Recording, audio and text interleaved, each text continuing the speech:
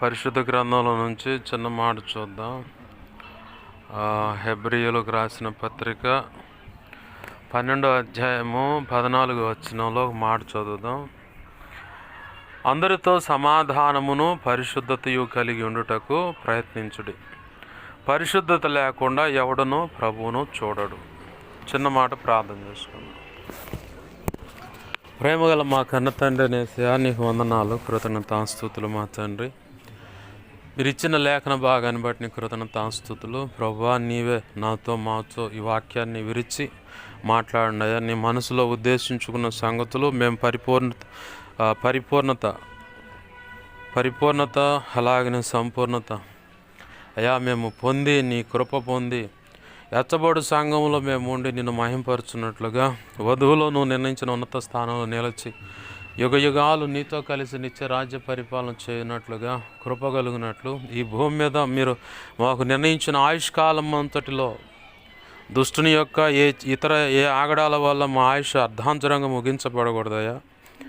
నీ కృప ద్వారా దీర్ఘాయువు కలిగి నువ్వు నిర్ణయించిన పని యావచ్చు ఏది వదిలిపెట్టక సమర్థవంతంగా సంపూర్తి చేసి నేను మహింపరచున్నట్లుగా దీర్ఘాయువును, సంపూర్ణమైన ఆరోగ్యమును, కావలసిన తలాంచులు, కృపా వరములు, ఆత్మల సకల లక్షణములను, ధనమును, ఇంకేం అవసరమైన అవన్నీ సమృద్ధిగా మాకు అనుగ్రహించి నీ కృపచేత నువ్వు అనుకున్న పని జరిగించి నువ్వు మాత్రం మహిం పొందమని, అలాగున ప్రభువా నీ కృప కలిగి మేము ముందుకు సాగిపోనట్లుగా మాకు ఉపదేశించి మమ్మల్ని నడిపించమని, ఉపదేశాన్ని అడ్డగించాలని ప్రయత్నం చేస్తున్న దుష్టుడు, వాడి దోతల క్రియలు, అంధకార శక్తులు ఏమున్నా ఏ సునాంని మహాప్రధాన శక్తి ద్వారా బంధిస్తున్నాం, లయపరుస్తున్నాం.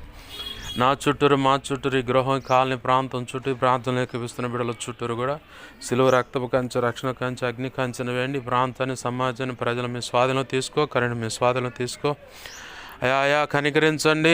నాతో మాతో మీరు మాట్లాడిన ప్రభువా, నీ పక్షం వహించిన నేను ఎంత బలహీన బాగా తెలుసు. నీ సిలువ రక్తంలో నన్ను కడిగి పవిత్రపరిచి పరిశుద్ధ ఆత్మగ్ని పుటమే శుద్ధ సువర్ణంగా మార్చి నీ పరలోక శుద్ధ సువర్ణ తైలం నా నెత్తిమింకను గొప్పగా ఉంచి నీ ఆత్మతో నింపమని, నీ ఆలోచన చొప్పున నడిపించమని, ఇర్మియా 1 అధ్యాయం 9, 10, 18, 19 వచ్చిన ప్రకారం నీ కృప నాకు దయచేయమని, నీవే నాతో మాతో మాట్లాడమని, నీ మహిమేగాని ఇక్కడ ఆవరింపచేసి నీ చేతును దాచిపెట్టి నీవే అగ్ని కంచె నిలచి నీ దేవదూతల అగ్ని రథం చుట్టూ కాలుగుంచు నువ్వు మాతో మాట్లాడమని బతిమలాడుతూ, ఈ ఇంటిని ప్రార్థనలోకి ఇస్తున్న బిడ్డలున్న ఇంటిని సేనాయ పర్వతంగా మార్చి స్తుతి సింహాసనాసనుడు అయి ఉండి నీలో నుంచి ప్రభావ నలుదిక్కులు ప్రభులు ఇలా చేసి నాతో మాతో మీరు మాట్లాడమని, ఆత్మకార్యం జరిగించమని, మా ప్రియుడు మా రక్షకుడనేసే నామంలోనే నీవు ఇచ్చిన వాక్యాన్ని బట్టి కృతజ్ఞతాస్తుతులు చెల్లించి నేను గొప్ప చేసుకుంటున్నాం మా తండ్రి. ఆమేన్. ప్రభునందు సమకూడిన మీ అందరికీ ప్రభు అయిన యేసుక్రీస్తు వారి పేరిట నా హృదయపూర్వకమైన వందనాలు. మంచిది. ఇక్కడ చదువుకున్న లేఖన భాగంలో ప్రభు అంటున్నాడు, అందరితోనూ సమాధానం కలిగి ఉండుటకు యత్నించండి. అంటే యత్నించటం అంటే ప్రయత్నించండి. అందరితో సమాధానమును పరిశుద్ధతయు కలిగి ఉండుటకు ప్రయత్నించుడి. పరిశుద్ధత ఏంటి? సమాధానం ఏంటి? సమాధానం అంటే సర్వసాధారణంగా ఎవరికైనా గొడవలైనప్పుడు, ఇతరులతో ముఖబంధాలు ఉన్నప్పుడు వారితో సమాధానం పడాలి. మన మనసులో తెలియకుండా ఒక ఆవేదన, ఇబ్బందులు తెలియకుండానే వస్తూ ఉంటాయి. మనసులో నెమ్మది ఉండదు. అయ్యో తొందరపడి పలానా వ్యక్తిని మాట అన్నానే అని చెప్పని మనసు కొట్టుకుంటూ ఉంటుంది ఊరక. సౌలుని దావీదుకు దొరికేలాగా దావీదుకి దొరికాడు సౌలు ఒక గుహలో. దొరికితే పక్కనున్నవాడు అంటాడు, రాజా అంటే అప్పటికే రాజుగా కూడా ప్రతిపాదించాల, కానీ తను రాజుగా నిర్ణయించుకున్నాడు దేవుడు అనుకున్నదే గ్రహించిన ప్రజలు అతనితో దావీదుతో ఉన్నారు. ఆ గుహలో బాత్రూమ్కి పోయాడు. ఆ గుహలోకి పోయినప్పుడు అక్కడ ఆ ప్రాంతంలోనే మరి కాలకృత్యాలు చూసుకొని పక్కనే వేరే చోట ఆ గుహలోనే వేరే ఒక ప్రాంతంలో తలవాల్చి సేద తీరుతూ ఉన్నాడు. అందరూ అలసిపోయి నిద్రపోయారు అనమాట. అడవులు బయట తిరుగుతూ ఉన్నారు దావీదు కోసం వెతుకుతా. నిర్హేతుకమైన ద్వేషంతో దావీదును చంపాలని. కానీ సౌలు దొరికంగానే పక్కనున్న పనివాడు అంటాడు, దావీదు కాపు కాస్తున్నాడు అంటాడు, రాజా నీకు దొరికాడు సౌలు, దేవుడు నీకు అప్పచెప్పాడు, ఒక్క దెబ్బతో నీ చేతిలో ఉన్న ఆ ఈట తీసుకుని అంతే పొడు అయిపోద్ది, ఒక దెబ్బతో సమస్య ఉండదు మనకు. అంటే అక్కడ రాజు దావీదు పక్కన ఉన్న చెప్పిన మాటను బట్టి దావీదు అంటాడు, యెహోవా చేత అభిషేకించబడ్డాడు అతను నేను ముట్టను. దేవుడే చూసుకుంటాడు అతని సంగతి. దైవజనుడు విషయం అన్నమాట ఇక్కడ. అది దేవుడే చూసుకుంటాడు, అతను నేను ముట్టను అయినా అని చెప్పని ఈ తొందరపాటు ఆలోచనతో బరాబరా పోయి ఆ సౌలు మీద కప్పుకునేటువంటి ఆ చెంగు ఉంటుంది, దుప్పటి ఉంటుంది, ఆ దుప్పటి ముక్క ఇంత ముక్క కోసుకొని నీళ్ళబుడ్డి కూడా ఒకటి తీసుకొని పోయి దూరంగా పరిగెత్తుకొని అమాంతంగా వచ్చి మీద పడితే మీద పడకుండా ఎంత దూరం అయితే ఉండాలో అంత దూరం ఉండి ఎర్రికి ఆకేసి పక్కన ఉన్నవాడికి ఆకేచ్చడు. ఏమయ్యా రాజు నిద్రపోవచ్చా, నువ్వు కూడా నిద్రపోవచ్చును, ఇదిగో మీ రాజు మీ దగ్గరకు వచ్చా, ఆనవాళ్ళకి ఇదిగో ఆయన వస్త్రపు చెంగు ముక్క కోసుకున్న నీళ్ళబుడ్డి ఇదిగో, ఇంతకంటే ఆనవాళ్ళు కావాలి మీ దగ్గరకు వచ్చినందుకు, నిద్రపోవచ్చావేందండు. ఆ తర్వాత సౌలు అంటాడు, దావీదా చిరంజీవి నువ్వేనా, నువ్వు చిరకాలం జీవించుదువుగా కానీ ఆశీర్వదిస్తున్నాడు. తరుముతున్నవాడే దొరికానని తెలిసింది, అయినా సరే చంపకుండా వదిలేశాడని చెప్పని సౌలు దావీదును ఆశీర్వదిస్తూ ఉన్నాడు. అదంతా అయిపోయింది. ఆ తర్వాత దావీదు హృదయం ఆ గుండె కొట్టుకుందంట, తొందరపడి ఆయన వస్త్రపు చెంగు కోశానని. ఇట్లానే మనకి మన జీవితంలో ఎంతోమంది తారసపడుతూ ఉంటారు. బంధువులు కావచ్చు, అమ్మ తరపు నాన్న తరపు బంధువులు పెద్దలు, లేదా దైవజనులే తొందరపడి నోరు జారి మాట్లాడిన పరిస్థితులు కనపడితే మనకు తెలియకుండా మన హృదయంలో ఒక ఊరకట్ట గుండె కొట్టుకుంటూ ఉంటుంది, అమ్మో పొరపాటు చేశాను. అది సమాధానం లేని పరిస్థితి అనమాట. అయితే ప్రభు అన్నాడు, సూర్యుడు అస్తమించక మునిపే మీరు సమాధానపడండి. భార్యాభర్తలైనా, అన్నదమ్ములైనా, అక్కజెళ్ళెలైనా, ఏంది బంధువులైనా, సేవకులైనా, సూర్యుడు అస్తమించక మునిపే నువ్వు సమాధానపడాలి. సమాధానపడకపోతే సైతానుగాడు వచ్చి కూర్చుంటాడు, ఇక మిమ్మల్ని ఏడం చేస్తూ ఉంటాడు. ఎంత ఏడమంటే చెప్పలేనంత ఏడం చేస్తాడు మిమ్మల్ని. కాబట్టి మీరు వెంటనే సమాధానపడండి. చదువుకున్న లేఖన భాగంలో మనకు దేవుడు ఈరోజు చెబుతున్న మాట ఏంటంటే, మీరు సమాధానమును పరిశుద్ధతను కలిగి ఉండుటకు ప్రయత్నించండి. సమాధానం సాధ్యమైనంత వరకు, శక్యమైతే సాధ్యమైనంత వరకు ప్రతి ఒక్కరితో సమాధానం కలిగి ఉండమండి. ప్రభు ఎవరితోనే మనకు చెప్పినప్పుడు, అయ్యా పలానా వ్యక్తితో నువ్వు పోయి సమాధానపడు, అమ్మ పలానా వ్యక్తితో, లేదా నీ భర్తతోనే సమాధానపడు, నీ భార్యతోనే సమాధానపడు, లేదు నీ తల్లితోనో తండ్రితోనో సమాధానపడు, నీ తల్లి తరపులతో సమాధానపడు, తండ్రి తరపులతో సమాధానపడు, మీ తాతయ్యతో లేదా అమ్మమ్మతోనో నాయనమ్మతోనో, లేదా పెదనాన్నతోనో మేనమామతోనో మేనత్తతోనో, లేదంటే చుట్టూ ప్రభు యొక్క శరీరక్తాలు చేవేస్తున్నప్పుడు పక్కనున్న సహకారులు, పరిచారకులు, విశ్వాసులు, సేవకులు, సేవకురాళ్ళు, ఎవరితో ఒకరితో నువ్వు పలానా టైంలో ఇలా చేసావు కాబట్టి ఆ కారణాన్ని బట్టి వాళ్ళు నిన్ను క్షమాపణ అడిగారు, వాస్తవానికి తప్పు నీది కాబట్టి వాళ్ళు అడగటాన్ని బట్టి నీవు పూర్తిగా నువ్వు వాళ్ళు క్షమాపణ అడిగిన దాన్ని బట్టి శిక్ష నీ మీదకి వచ్చింది. సరి చేసుకోవాలి, దేవునితో సమాధానం కావాలంటే ఏ దైవజనుడు అయితే ఏ దైవజనురాలు అయితే మనతో, అయ్యా మాది పొరపాటు అయింది, అమ్మ మాది పొరపాటు అయింది క్షమించండి ఇలా అడగటం ఒక లెక్క అయితే, కొంతమంది కాళ్ళ మీద పడి కూడా క్షమాపణ అడుగు. వాస్తవానికి తప్పెవరిది మన వైపు ఉండదు, నీ వైపు నా వైపు తప్పు అయి ఉండదు. పోయి అయినా కానీ ఎదుట దైవజనురాలు వచ్చి కాళ్ళ మీద పడతామో లేదంటే ఎదురు నిలబడి క్షమాపణ అడిగితే తప్పు. అది వాస్తవంగా ఆ పని చేసింది ఎవరు? నేను. లేదంటే ఈ సందర్భంలో ఈ మాటలు వింటున్న మనలో ఎవరైనా సరే ఒకవేళ ఆ సందర్భాన్ని ఎదుర్కొని ఉంటే వెళ్ళిపోయి ఆ దైవజనుడితో నా దైవజనురాలతో యాజ్ ఇట్ ఈజ్గా ఒకవేళ ఎదురు పడితే సమాధానం పడమని దేవుడు చెప్పాడా, క్షమించండి అయ్యా అని అడగటం. లేదు వాళ్ళు ఎలా అయితే కాళ్ళ మీద పడి అయ్యా మాది పొరపాటు అయింది, అమ్మ మాది పొరపాటు అయింది అని అలా అడిగారు, అలాగనే నువ్వు కూడా పోయి అయ్యా పాస్టర్ గారు, అమ్మ పాస్టమ్ గారు మాది పొరపాటు అయింది, మమ్మల్ని క్షమించండి, కుటుంబ సమేతంగా వెళ్ళిపోయి క్షమాపణ అడిగితే అసలు ఎంత ఆశీర్వాదం. క్షమాపణ అడగటానికి కూడా ధైర్యం కావాలంట. క్షమించు నన్ను అని అడగటానికి కూడా చాలా ధైర్యం కావాలని కొంతమంది చెప్పంగా నేను విన్నాను. అంటే సమాధానం కావాలి. ఎవరితోనైనా కానీ మనకు ఒక బంధం కావాలనుకున్నా, నేను అంటాను, నేను విన్న మాటలో ఒక బంధం కావాలనుకుంటే సహోదరుడు శాంపాలకు కూడా చెప్పాయా నీ భార్యతో బంధం కావాలనుకున్నావు, ఆస్తి రాసిచ్చావు. ఆ అమ్మాయి ఇప్పుడు నువ్వు దేవుని నమ్ముకున్నావు అని చెప్పి అన్నం పెడతలేదు, వండను అని చెప్పానండి. ఓకే, నీకు ఆ బంధం కావాలనుకుంటున్నావు కాబట్టి ఎంత లోతైన గాయమైనా అనుభవించు. ఎందుకంటే ఒక బంధం కాపాడుకోవాలంటే ఎంత లోతైన గాయమైనా అనుభవించు. అలాగనే ఒకళ్ళు కావాలనుకున్నప్పుడు సమాధానం కోసం నువ్వే ప్రయత్నం చేయి, వెంటాడు. ఏంది ఇది ఇలా ఉండయ్యా కావాలనుకుంటున్నావు కాబట్టి అది ఎంత గాయమైనా సరే నువ్వు అనుభవించు, తప్పదని. ఇప్పుడు అలాగని ఇప్పుడు మనము సమాధానం కోసం ఎవరైనా ఏదైనా తొందరపడి నోరు జారినా తెలియదులే క్షమించని చెప్పని వదిలేస్తే, లేదు పట్టుబట్టావా ప్రభు ఖచ్చితంగా ఆ వ్యక్తులతో దర్శిస్తాడు, పట్టుకొస్తాడు, క్షమాపణ కోరిస్తాడు. అయితే మనం ఏం చేయాలంటే ఆనాడు ఎప్పుడో జరిగిన దాన్ని బట్టి కడుపులో పెట్టుకొని దాన్ని అదేదో రుబ్బురోళ్ళ మిషన్ గ్రైండర్ మీదలో కనుక మినపప్పు పడితే అది ఎగేస్తాను పక్కన బద్ది నిలబడి, ఆ టైపులో మన హృదయంలో మనం లోపల ఎగేసుకుంటా ఉంటే ఉపయోగం ఏముంది? ఎవరికి ఉపయోగం లేదు. చివరికి మనమే బ్రష్లు అయిపోతాం తప్ప దేవుని దగ్గర నుంచి సమాధానం రాక, చేసిన ప్రార్థనకు ప్రత్యుత్తరం రాక గందరగోళం అవుతాం. ఇది ఒక సెక్షన్. అయితే ఇంకో మాట అంటున్నాడు ఆయన, పరిశుద్ధత కలిగి ఉండటకు ప్రయత్నించండి. ఎందుకు ఈ మాట అంటున్నాడంటే సమాధానము పరిశుద్ధత రెండు పక్కనే కలిసి ఉంటాయి. ఎందుకంటే సమాధానం ఎవరితో లేకపోతే ఆయన మాట్లాడు యేసయ్య, పరిశుద్ధత లేకపోయినా యేసయ్య మాట్లాడు. ఈ రెండు దగ్గరకు ఉంటాయి అన్నమాట.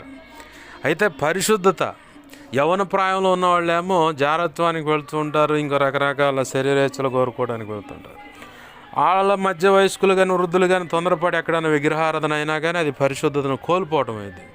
అయితే ప్రభు అంటున్నాడు ఇవేమీ లేకుండా పరిశుద్ధత కలిగి, దేవుడు యేసు ప్రభు వారు పరిశుద్ధుడైన దేవుడు కాబట్టి ఆయన దహించు అగ్ని అని దేవుడు అన్నాడు. దహించు అగ్ని అంటే అగ్నికి ఏమో మలినం అంటదు, అగ్నే సమస్త మలినాలనే కాల్చివేసి ఫ్రెష్ చేస్తుంది అన్నమాట, శుద్ధీకరణ చేస్తుంది. ఏంది శుద్ధీకరణ చేస్తుంది అన్నమాట.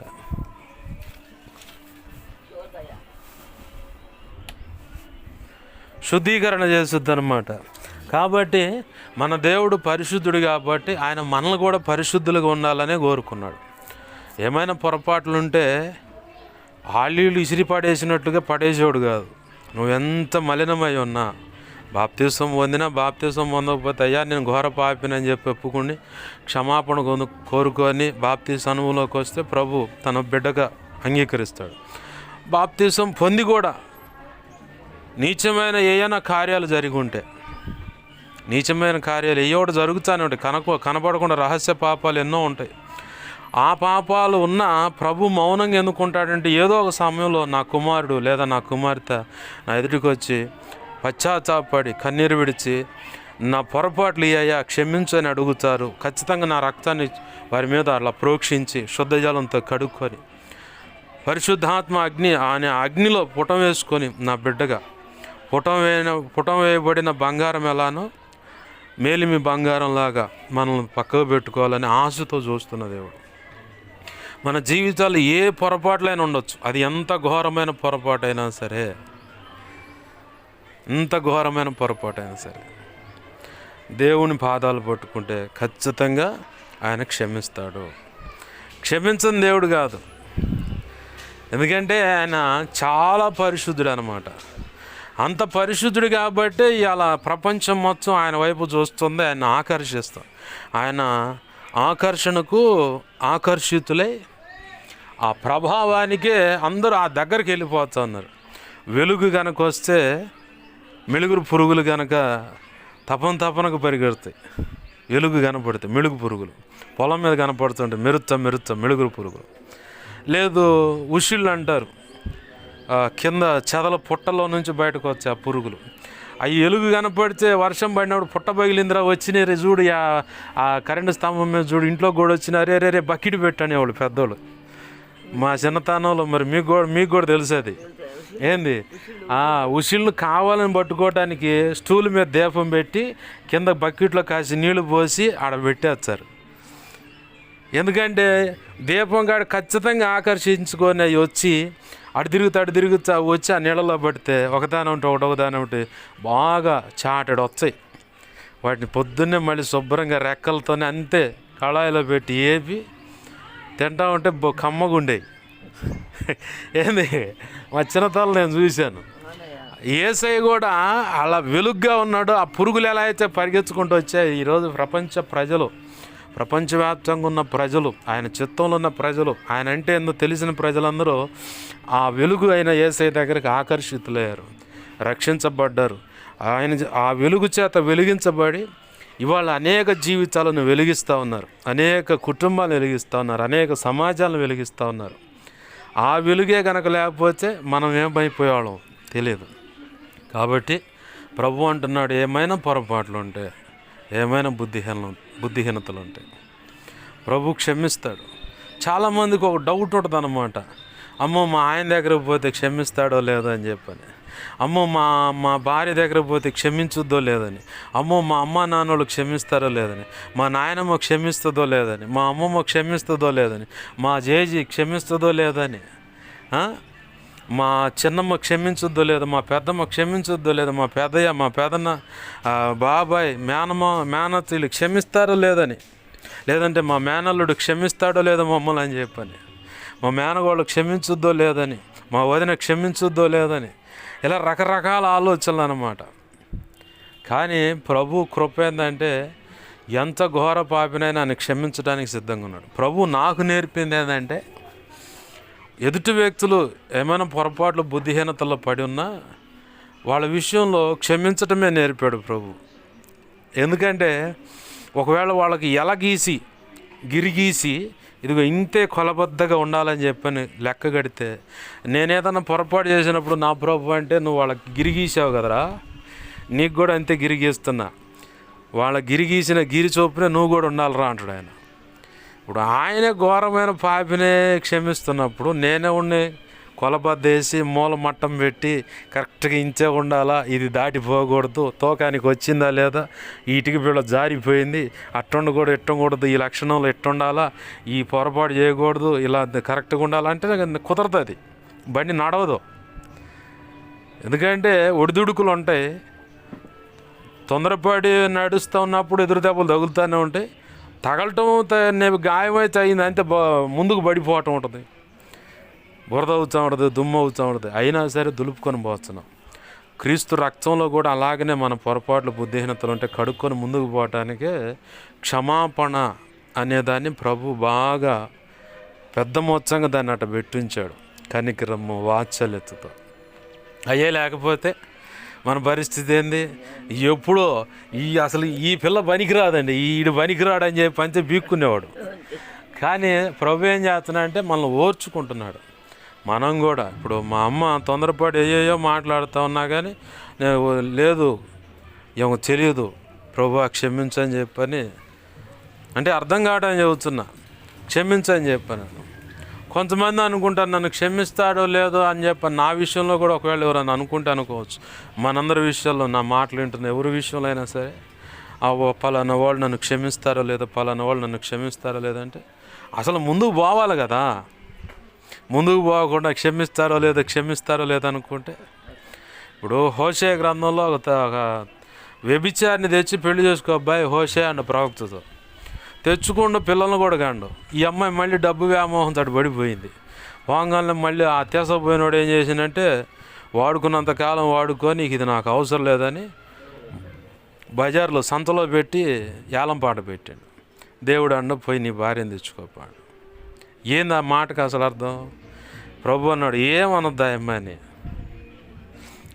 ఏమనొద్దు, పోయి నీ భార్య నువ్వు తెచ్చుకోపాడు. ఇక్కడ రెండు కనపడుతుంది, ఒకటేమో సమాధానము, రెండోదేమో క్షమాపణ, లేదంటే దేవునికి వ్యతిరేకంగా భర్తకు వ్యతిరేకంగా అడుగులు వేయటం కూడా పొరపాటు. ఆ పొరపాటు అనేది కూడా పాపమే. పాపం లేని దాన్నే పరిశుద్ధత అంటారు. ఇప్పుడు ఆమెను వెనక్కి తెచ్చుకోమని అంగీకరించమంటే దేవుడు క్షమించాడు, నువ్వేం మాట్లాడొద్దని ఇక్కడ భర్తతో కూడా చెప్పాడు.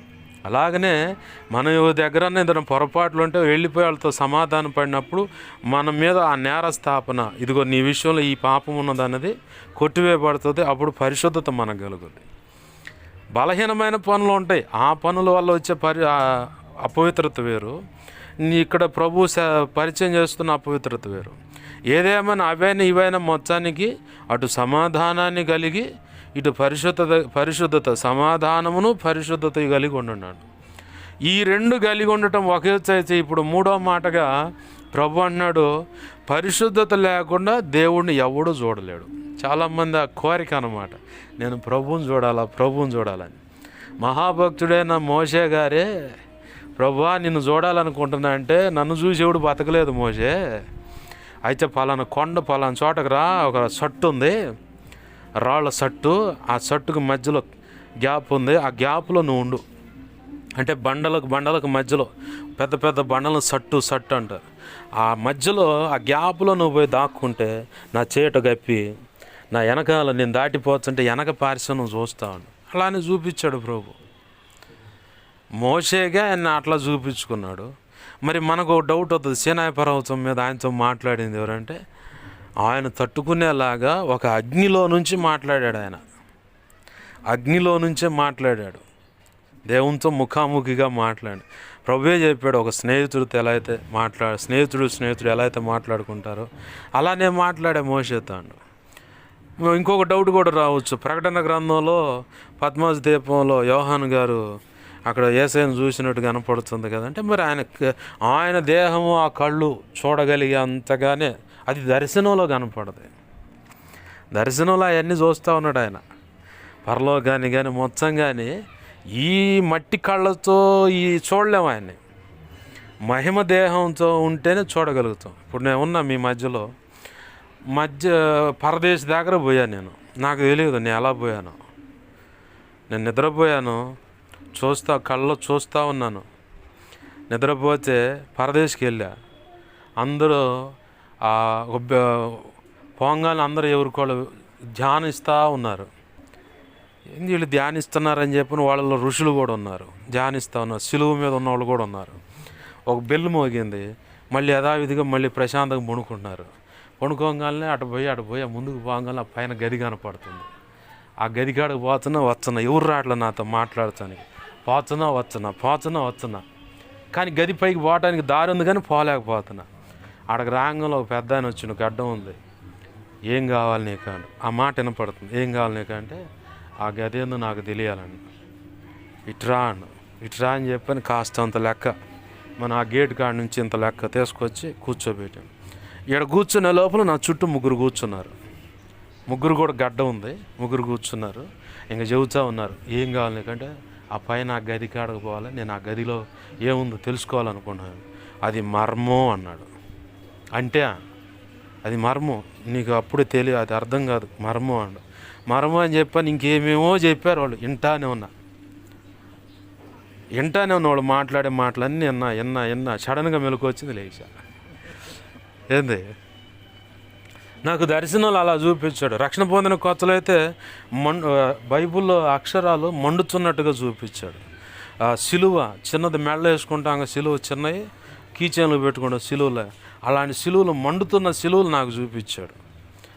ఆ తర్వాత దేవుని కృపను బట్టి వేరొక రొంపిచర్లో ఇట్లానే ఉపవాస ఆరాధన కూటాలు జరుగుతుంటే, ఆ కూటంలో నా స్నేహితుడు నేను అటు పక్కన కూర్చున్నా, నేను పిలిచాడు ఆరాధన చేద్దారని.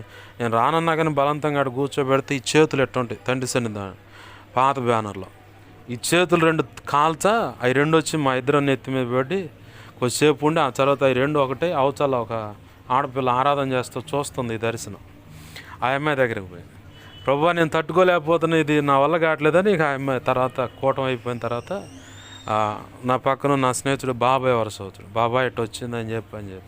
అప్పుడు నాకు అర్థమైంది, దేవుడు అగ్ని వంటి అభిషేకం ఇచ్చాడు నాకు అని చెప్పాను.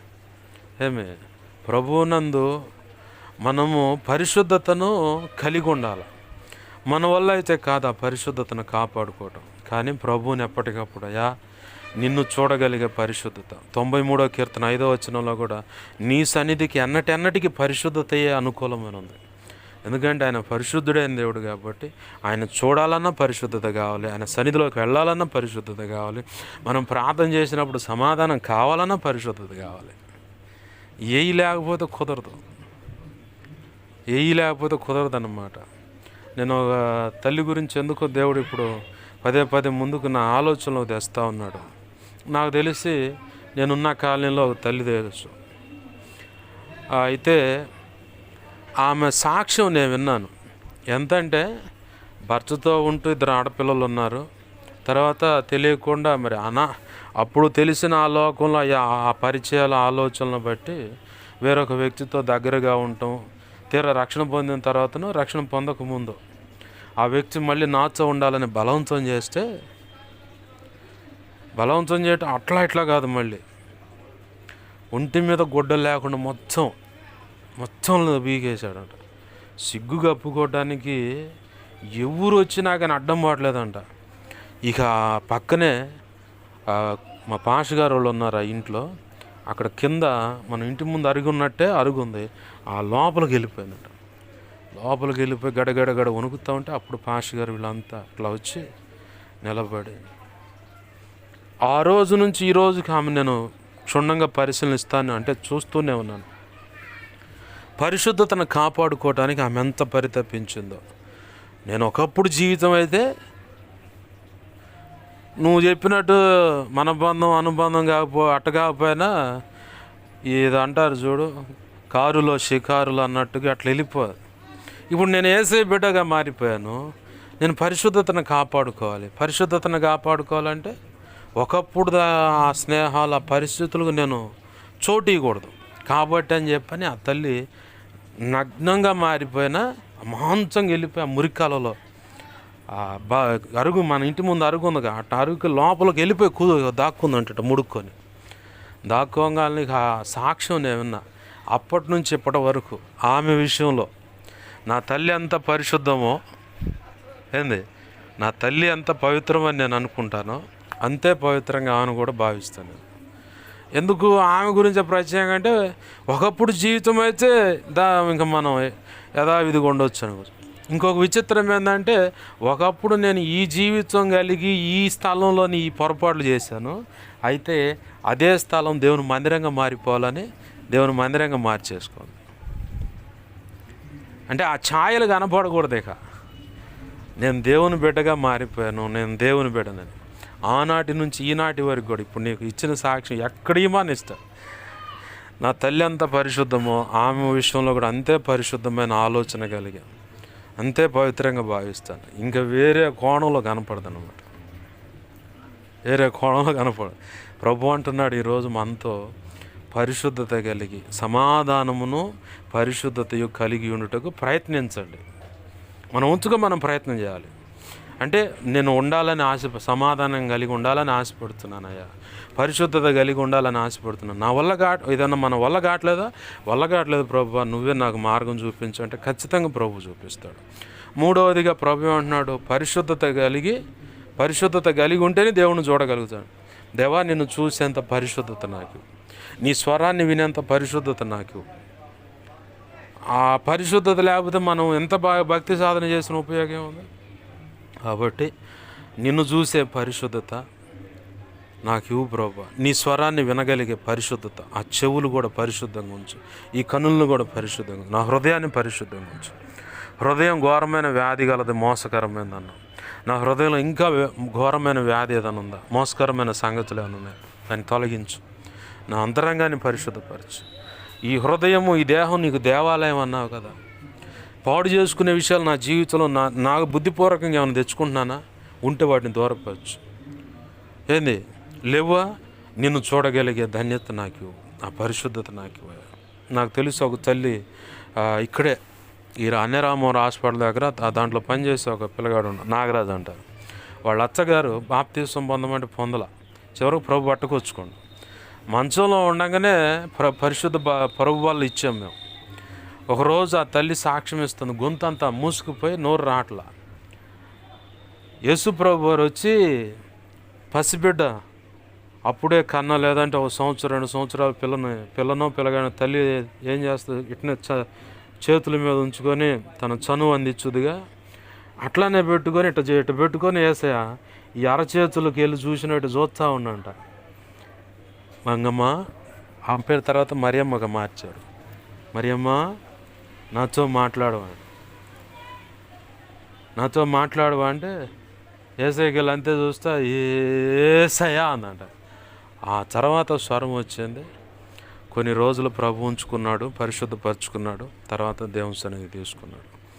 నేను ఆ సందర్భం చూసి తలుచుకున్నప్పుడల్లా నాకు దక్కలేదయ్యా ఆ పరిస్థితి, నాకు దక్కలేదయ్యా. నేనే అప్పుడప్పుడు పాస్టర్ గారు వెళ్ళి ప్రభువులు ఇచ్చిరా, ప్రభు వల్ల ఇచ్చిరా బాబా అంటే ఇచ్చి వచ్చేవాడిని, ప్రార్థన చేసి వచ్చేవాడిని. తర్వాత నేను నా సాక్ష్యం విన్న తర్వాత అయ్యా నాకు దక్కలేదు, ఇప్పటికి ఏడుస్తాను నేను. అది ఆ సందర్భం వస్తే నాకు దక్కలేదు ఆ ధన్యత. చంటి పిల్లను కనుక చేతుల మీదకు తీసుకొని ఇటు చూస్తా, మంగమ్మ నాతో మాట్లాడవా అంటే ఎంత ధన్యత అది. ఆమె ఎంత పుణ్యం చేసుకుంది అనుకోవచ్చు లోకరీత్యా అనుకుంటే. ఎంత ధన్యురాలైతే ఆయన వచ్చి ఆయన చేతుల్లో పెట్టుకొని నాతో మాట్లాడవాడినంటే ఎంత, అసలు ఆయన చూసిందామా అసలు ఒక అంతకుముందు జీవితం ఏంది. ఒక అమ్మాయికి నచ్చింది అనుకోవడానికి ఫోన్ చేస్తే ఇంత, ఈ అమ్మాయికి ఇంత రేటు, ఇట్లా మాట్లాడే తల్లి. రక్షణ పొందమన్నప్పుడు నాకు ఆ వృత్తి ఉందయ్యా, నేను రానుంది. సరే దేవుడు పట్టుకొచ్చుకుంటాడులే అనుకుని ప్రార్థన చేసి దేవుడు నీకు అప్పచెప్పా ప్రభు నువ్వే చూసుకోండి. కూతురు ఒక భుజాన, అల్లుడు ఒక భుజాన వేసుకొని వచ్చారు. కాలనీకి వచ్చి షాలేమన్న వస్తే బాప్తిజం పొందింది. ఎంత ధన్యత. ఒకప్పుడేమో ఆ జీవితం, ప్రభులోకి వచ్చిన తర్వాత ఆయన చేతిలో పెట్టుకొని నాతో మాట్లాడవాడిని అంటే ఎంత ధన్యత, అసలు ఎంత పరిశుద్ధంగా మారింది ఆ తల్లి. నాకు దొరకలేదు ప్రభు ఆ ధన్యతని ఏడ్చాను మామూలుగా. ఇప్పటికీ అది గుర్తొచ్చిందంటే, ఇలాంటి సందర్భాలు వచ్చినప్పుడు, పరిచయం చేసే సమయం ఇట్లా వచ్చినప్పుడు అయితే మాత్రం తర్వాత భయంకరంగా అసలు నాకు దొరకలేదయ్యా, నాకు ఆ ధన్యత నాకు దొరకలేదు ప్రభు అనుకోండి. ప్రభు అంటున్నాడు ఈరోజు మనతో, సమాధానమును పరిశుద్ధత కలిగి ఉండటానికి ప్రయత్నించండి. అలాగనే దేవుణ్ణి చూడాలంటే ఖచ్చితంగా పరిశుద్ధత అనేది కావాలి. పరిశుద్ధత లేకుండా ఆయన చూడలేం. ఏంది ఖచ్చితంగా ప్రభు ఆ కృపనిస్తాడు. ఇప్పుడు ఈ తల్లికి ఇచ్చిన ధన్యత, బాప్తిస్మ ప్రకటన గ్రంథం రాసినటువంటి ఆ యోహాన్ గారికి ఇచ్చిన ధన్యత, మోషే గారికి ఇచ్చిన ధన్యత, చరిత్రలో ఎంతోమంది మనకు తెలియకుండా దైవజనులు అందరూ దేవుడు ముఖాముఖిగా మాట్లాడాడు. డిఎస్ దినకరన్ గారితో కూడా మాట్లాడాడు. ఏంది గొప్ప గొప్ప దైవజనులతో మాట్లాడాడు, ముఖాముఖిగా మాట్లాడాడు ఆయన వచ్చి. మరి వాళ్ళతో మాట్లాడిన దేవుడు ముంగమూరు దేవదాసయ్య గారి దగ్గర ఓ పసిపిల్లగాడు వచ్చినట్టు వస్తాడంట. ఆయన వచ్చి చక్కగా మాట్లాడి వెళ్ళిపోతాడంట. ఆయనకి అదే గుర్తంట. ఏంది ఇవాళ దేవుణ్ణి మనం చూడాలంటే ఖచ్చితంగా ప్రభువుని మనం అడగాలి, పరిశుద్ధత కలిగిన ఉండటానికి కృపనివ్వని. దేవుడు అట్టి కృప మనందరికీ అనుగ్రహించును గాక. ఆమేన్. చిన్న మాట ప్రార్థన చేసుకుందాం. ప్రేమ గల మా కన్న తండ్రి నేసయ్యా, నీకు వందనాలు, కృతజ్ఞతాస్తుతులు మా కన్న తండ్రి. అయ్యా మీరు ఇచ్చిన దేవ ఉపదేశాన్ని బట్టి నీ కృతజ్ఞతాస్తుతులు. విన్న మాటలు వ్యర్థమైపోకుండా మా హృదయాల్లో పదిలపరచండి. అనేక పర్యాలు నెమరు వేసుకుంటూ నిన్ను మహింపరుచుకునే భాగ్యం మాకు దయచేయండి. దేవ నీ బిడ్డలకు ఇచ్చిన కానుకను బట్టి నీకు స్తోత్రాలు. దాని ప్రతిగా ఆధ్యాత్మిక భౌతిక ఆర్థిక ఆరోగ్యపరం కొలతలేని దీవెనలు నీ కృపచేత బిడ్డలకు కలుగునుగాక. దేవా సహాయము చేయండి. నీ వాక్యాన్ని హెచ్చించుకుంటున్నాం, నీ నామాన్ని ఘనపరుచుకుంటున్నాం. విన్న మాటలను బట్టి ప్రభువా మాలో లోపాలు ఉంటే సరి చేసుకోవడానికి కృపను దయచి నీ చిత్తమే నెరవేర్చబడాలి యేసునామములో. నిన్ను దేవ సమాధానం కలిగి ఉండటకు, పరిశుద్ధత కలిగి ఉండటం మాకు దేవ కలిగి ఉండటం ప్రయత్నించండి అన్న. మాకు చేత కదయ్యా, మేము బలహీనలో, మాకు సహాయం చేయండి. సమాధానం కలిగి ప్రతి ఒక్కరితో సమాధానం కలిగి ఉండటకు, నీ ఎదుట ప్రభువా మేము ప్రతి విషయంలో పరిశుద్ధత కలిగి ఉండటకు కృపను మాకు దయచేయండి. పరిశుద్ధత కలిగే నిన్ను చూసేటువంటి భాగ్యం కూడా మాకు దయచేయండి. ఇప్పుడు కొంతమంది విషయంలో పరిశుద్ధత కాపాడుకునే విషయంలో కానీ, నిన్ను చూసే విషయంలో కానీ కొందరు దేవ వ్యక్తులను మా ఎదుట ఏకరు పెట్టారు. అయా సమాధాన పడే విషయంలో ఇదిగొత్తండి, ఎంత గాయం చేసినా కానీ వారిని ఎలా క్షమించే విషయంలో కూడా కృప అయా ఇదిగొత్తండి నీ కృప ఎలా ఉంటుందో తెలియపరిచారు. క్షమించమని అడగటం ఎలానో, ఎవరెవరిని ఎలా అడగాలో ఏ విషయంలో అనేది దేవా నీ బిడ్డలు ఎలాంటి ఆలోచనలు ఉన్నారో ఆ మాటలు మాకు తెలియపరిచారు. నీ కృతజ్ఞతాస్తుతులు ప్రభువా. నీ కృపా కార్యాలు జరిగించమని అయ్యా మాకు మా మీద ఇంకెవరికైనా కళలు ఇంతలో దర్శనం స్వప్నాలు చూపించబడి సమస్త చీకటి ప్రభు నీ మహాపునరుద్ధాన శక్తి ద్వారా బంధిస్తున్నాం, బంధించి లయపరిచిన కృతజ్ఞతాస్తుతులు ప్రభు. తల్లికి దీర్ఘాయువును సంపూర్ణమైన ఆరోగ్యం దయచే, స్వస్థత దయచే ప్రభు. ఏ చీకట దాడులు ఏమీ లేకుండా, ఏ దురాత్మ అంధకార శక్తులు దాడు లేకుండా, ఏ సునాలాంటి బంధకాల నుంచి విడుదల కలుగును కాక. దీర్ఘాయువును సంపూర్ణమైన ఆరోగ్యం దయచే. ఏ ప్రణాళిక కలిగి ప్రభు ఇక్కడ నువ్వు మమ్మల్ని తెచ్చావో ఆ ప్రణాళిక తగ్గట్టుకు బిడ్డ సహకరిస్తుండగా దీర్ఘాయు సంపూర్ణమైన ఆరోగ్యం నీ పని జరగడానికి కృపని ఉండాలి. సమస్త విషయాలు తోడు నడిపించమని తల్లి తరపు బంధువులు, కుటుంబ సభ్యులందరినీ కూడా దర్శించి రక్షించు. సమకూడిన బిడ్డలందరినీ బట్టి నీకు స్తోత్రాలు. బిడ్డలు ఇక్కడ ఉన్న సంఘ బిడ్డలను ఆశీర్వదిస్తున్నాను. అన్ని విధాలు అన్ని విషయాలు కృప చూపించమని, రెక్కల కష్టార్జితాన్ని ఆశీర్వదించను మాత్రం మహిం పొందమని బతిమలాడుతూ నీ చేతులకు అప్పచెబుతున్నానయ్యా. అయా కనికరించండి, కృప చూపించండి. అయా మా కోసం, పరిచయ కోసం అన్ని విధాలు ప్రార్థిస్తున్న వాళ్ళని దీవించండి, బలపరిచి అభిషేకం సేవలు గొప్పగా వాడుకోండి. మా కోసం ప్రార్థించండి అని అడిగిన వాడు నీ సన్నిధిలో మోకరించి ప్రార్థిస్తున్నాడు. ప్రతి ఒక్కరి అవసరత నీ కృప చేత తీర్చండి. అన్ని విధాలు అన్ని విషయాలు కృప చూపించమని తమ్ముడు శ్యామును బట్టి నీకు స్తోత్రాల. బిడ్డను కూడా దర్శించు, సరైన మార్గంలో నడిపించు. నువ్వు అనుకున్న రీతిగా కృప చూపించండి. తల్లి ఇంటి విషయంలో కూడా బంధువులతో నువ్వు మాట్లాడి సహాయం చేయండి. నువ్వు అనుకున్న రీతిగా ప్రభువా ఇల్లు బాగు చేయబడును గాక, నీ కృపా కార్యములు జరుగును గాక, ఈ ప్రాంత ప్రజలందరూ రక్షించబడును గాక. అయా నీవే కార్యం జరిగించమని యేసయ్య నామంలోనే ప్రార్థించి సమస్తం పొందుకొని నీ కృపాహస్తాలకు సమస్తమును 2 తిమోతి 1:12 ప్రకారం నీ చేతులకు అప్పచెబుతూ మా ప్రియుడు మా రక్షకుడైన యేసయ్య నామంలోనే ప్రార్థించి సమస్తం పొందుకొని వీళ్ళని దీవించి ఆశీర్వదించి చేతులకు అప్పచెబుతున్నాం మా తండ్రి. ఆమేన్. ఇప్పుడు మన తండ్రి అయిన దేవుని ప్రేమయు, ఆయన ప్రియకుమారుడైన యేసు క్రీస్తు వారి కృపయు, పరిశుద్ధాత్మ దేవుని అన్యోన్య సహాయ సహవాసము సమకూడిన ఇక్కడున్న సంఘ బిడ్డలకు, అలాగే ప్రార్థనలు ఏకీపిస్తున్న వాళ్ళకి, ఇంకా ముందు ఏకీపించబోతున్న వాళ్ళకి, అలాగే సార్వత్రిక సంఘంలో సకల పరిశుద్ధులకు నిత్యత్వము చేరుపర్యంతరం సదాకాలం చూడే ఉండి సమాధానము కలిగి పరిశుద్ధత కలిగి ఉండేలాగా ప్రభు కృపనిచ్చి, పరిశుద్ధత కలిగి దేవుని చూసే భాగ్యము, యేసయ్యను చూసే భాగ్యమును కలుగు చేసి తద్వారా ఆయనే మన ద్వారా మహిమ పొందేలాగా చేయనుగాక. ఆమెన్. అలాగూ చేసిన యేసయ్యకు కృతజ్ఞతాస్తుతి ఘనత మహిమ ప్రభావాలు చెల్లునుగాక. ఆమెన్. యేసు రక్తమునకేచే ప్రవేశు రక్తమునకేచే ప్రవేశనామ సంపూర్ణమైన విజయం కలుగునుగాక. ఆమెన్. అపవాది వాడి దోతలు చీకటి అంధకార శక్తుల క్రియలు ఎంత ప్రమాదక మంత్రపూర్వం వాటి అన్నిటికీ అనంతనాశ సర్వనాశ నిత్యనాశనం కలుగును. ఆమెన్. యేసు రక్తమునకే జయము జయము జయం. యుద్ధము యెహోవాదే. యేసు రక్తమునకే జయం జయం. హల్లెలూయా హల్లెలూయా హల్లెలూయా. అందరికీ వందనాలు. ప్రభు యొక్క మహా ఉచిత కృప మనందరికీ తోడే నడిపించునుగాక. ఆమెన్.